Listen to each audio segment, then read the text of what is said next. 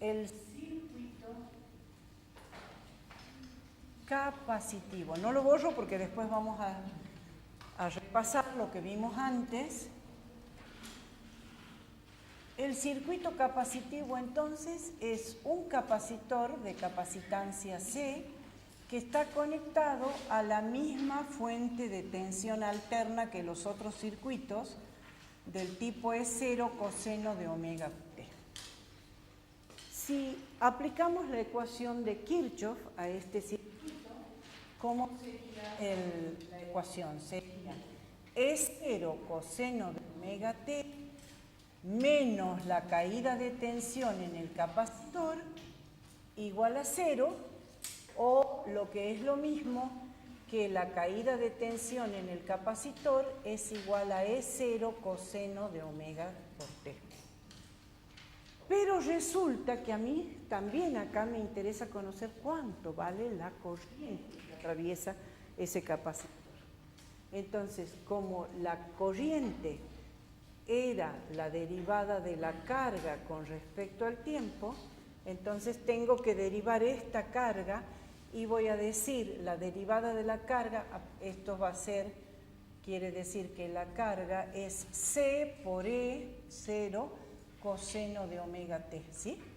Entonces esto va a ser la derivada con respecto al tiempo de E0 por C por el coseno de omega t. Y la derivada del coseno sí es menos seno. Entonces esto me queda menos E0 por omega por C, porque la derivada es seno por omega, por el seno de omega t.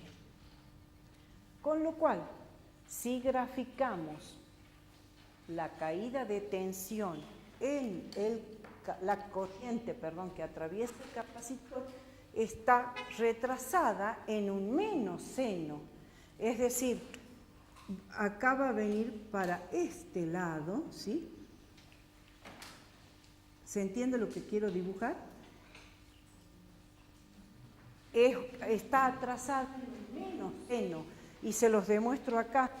Lo que quiere decir esto es que, como menos seno de omega t es igual al coseno de omega t, y en este caso más pi sobre 2, entonces, ¿cómo vamos a dibujar los fasores de tensión y corriente en un circuito capacitivo puro? La tensión sigue siendo el mismo valor que tenía la fuente, porque no cambié la fuente, ¿sí? Pero ahora la caída de tensión en el capacitor, la corriente en el capacitor, va a estar adelantada 90 grados con respecto a la FEM. ¿Se entiende? Entonces, esto va a ser el I. Sí. Estoy hablando de B, pero no es así. El B lo vamos a ver ahora, ¿qué pasa? Este es I en el capacitor. ¿Sí? Bien.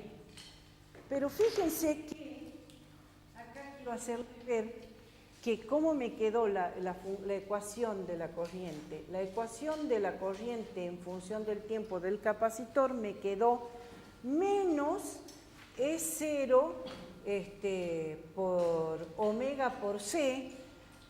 Y fíjense que podría ponerlo, en vez de poner así, lo puedo poner 1 sobre omega por C. ¿Estamos de acuerdo? Y esto multiplicado por el coseno de omega t, y ahí le saco el signo menos, porque ya el menos seno es el coseno de omega t más pi sobre 2. ¿Se entiende? Entonces, visto de esta forma, la corriente en el capacitor es E0 sobre la reactancia capacitiva. ¿Lo ven? Sobre la reactancia capacitiva por el coseno de omega t más pi sobre 2. Y en el caso de la bobina, ¿cómo resulta? Esta ecuación resulta que es también E0 dividido la reactancia inductiva por el coseno de omega t menos pi sobre 2.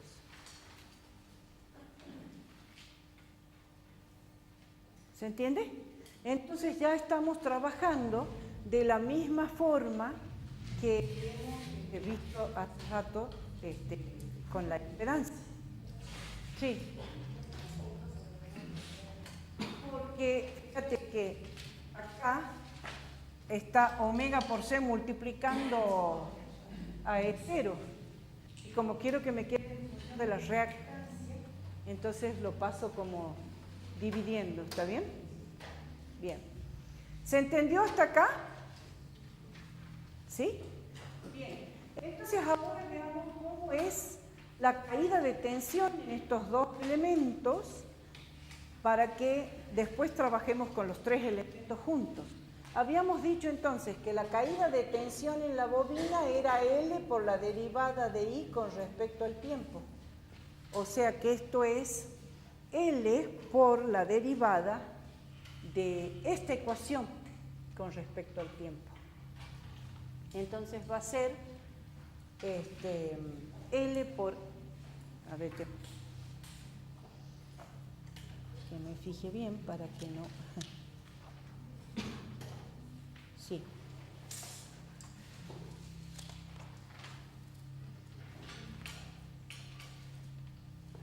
Bien.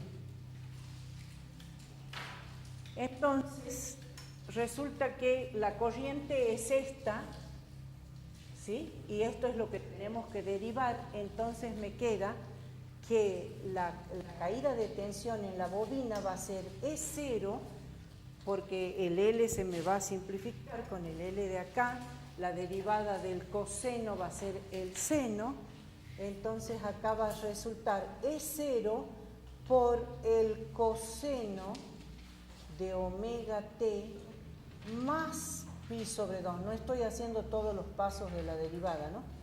No estoy haciendo todos los pasos de la derivada, con lo cual estoy diciendo que la caída de tensión en la bobina se va a adelantar en pi sobre 2, mientras que la caída de tensión en el capacitor, que es dividir la carga Q sobre C, es, fíjense, va a ser E0, perdón, pero aquí sí me queda E0 sobre XL, ¿no? No, a ver, no, está bien, es E0 nomás, está bien.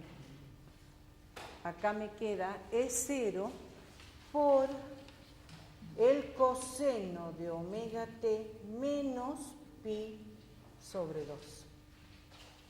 ¿Bien? Bien. Y entonces ahora que ya hemos estudiado los tres elementos por separado, vamos a ver qué pasa cuando estamos juntos. ¿Está bien?